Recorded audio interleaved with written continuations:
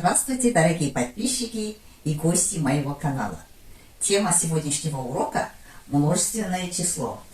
Окончание множественного числа – дар-дир, тар-тир, лар-лир.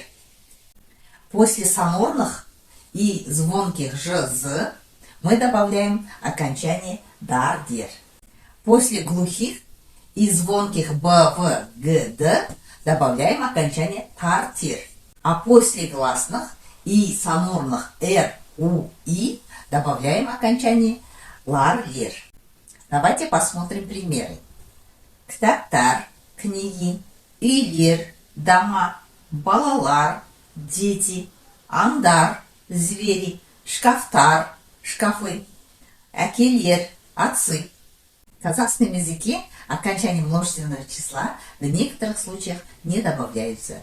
Давайте вместе рассмотрим такие случаи. Окончание множественного числа не добавляются после числительных, после слов таких как аз, к, бернешив и так далее. Если предметы неисчисляемые, а также если в данный момент речь идет о частях тела. Например, үш кітап, аз бала,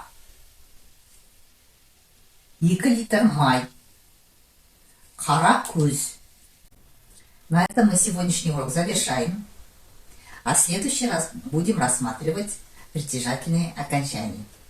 Поэтому подписывайтесь на канал, ставьте лайки, пишите комментарии и до следующей встречи.